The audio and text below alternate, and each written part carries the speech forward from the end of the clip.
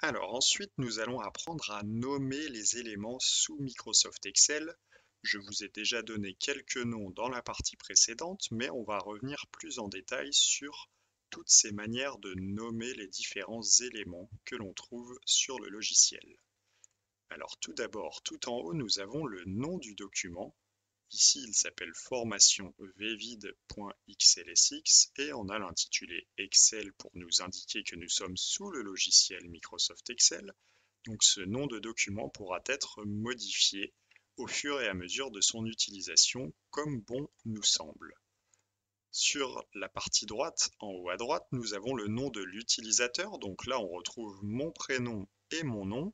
Sur votre document, si vous travaillez sur votre ordinateur, vous retrouverez probablement votre nom et votre prénom à cet endroit-là. Un peu plus en bas, nous avons les différents onglets. Donc là, c'est un onglet, l'onglet Insertion, mais nous avons l'onglet Accueil, nous avons l'onglet Mise en page, l'onglet Formule, Données, Révision, etc., etc. Donc, à chaque fois que vous cliquerez sur un onglet, eh bien, vous verrez apparaître l'ensemble des fonctionnalités qui composent cet onglet. Donc, on aura l'occasion d'y revenir plus en détail. Et ces fonctionnalités sont catégorisées par sous-onglets. Donc, l'onglet Accueil, qui est en cours de sélection, est catégorisé par le sous-onglet Police, le sous-onglet Alignement, Nombre, Style, Cellules et Édition. Ce sera une manière de mieux se repérer dans les différents onglets. Donc si je vous dis allez dans l'onglet Accueil sous-onglet Nombre, eh bien on se situera ici et on essayera de voir quelles fonctionnalités sont situées à cet endroit-là. Ensuite, dans la partie intermédiaire, comme je vous le disais tout à l'heure, on a ce qu'on appelle la zone de nom. Donc la zone de nom fait référence à la cellule en cours de sélection.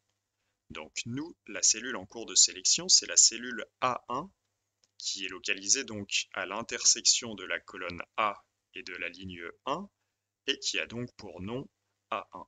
Si nous avions sélectionné la cellule E5, donc celle-ci, celle qui se trouve à l'intersection de la colonne E et de la ligne 5, eh bien la zone de nom répertorierait E5.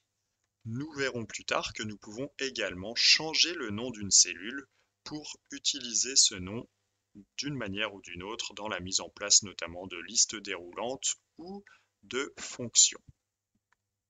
Plus à droite, nous avons la barre de formule. Donc la barre de formule fait elle aussi référence à la cellule en cours de sélection et elle nous permet de voir ce qu'il y a à l'intérieur de la cellule. Donc nous, la cellule A1 est vide, mais nous pourrions avoir soit un texte, soit un chiffre, un nombre, un petit calcul, voire même une fonction, auquel cas nous retrouverions ces éléments à l'intérieur de la barre de formule. Ici, comme je vous le disais, c'est la cellule sélectionnée, donc avec le petit encadré vert foncé, disons. Nous avons différentes cellules à l'intérieur de cette zone principale. Et ici, je mets en lumière une plage de cellules. Donc si je sélectionne un ensemble de cellules, 2, 3, 4, 10, 20, 50, 100 cellules, eh bien nous irons appeler cela une plage de cellules. Alors les plages de cellules sont très utilisées notamment dans tout ce qui est fonction que l'on mettra en place dans l'un des chapitres suivants. Ici, nous avons une feuille Excel. Donc certaines personnes appellent ça aussi un onglet, à ne pas confondre tout de même avec les onglets que l'on retrouve sur la partie haute du document. Ici, on va plutôt appeler ça une feuille Excel. On verra qu'on peut renommer cette feuille Excel, qu'on peut aussi ajouter d'autres feuilles Excel grâce au petit plus. Et ici, nous avons les barres de défilement, donc les barres de défilement qui permettent de voir plus à droite les colonnes qui sont plus à droite pour la barre de défilement horizontale et les cellules qui sont plus en bas, donc les lignes qui sont plus en bas pour la barre de défilement verticale. La dernière chose, c'est la barre de zoom qui vous permet de zoomer ou de dézoomer sur la partie principale, donc la partie avec les cellules de votre document. Soit vous cliquez sur le petit plus pour zoomer sur la partie centrale, soit vous cliquez sur le petit moins pour prendre un petit peu de recul. Donc sachez que ce document vous est fourni en ressources de ce chapitre sous format PDF, donc vous pouvez le télécharger et vous pouvez vous y référer pour apprendre ces notions, les retenir, car elles vous seront utiles tout au long de la formation.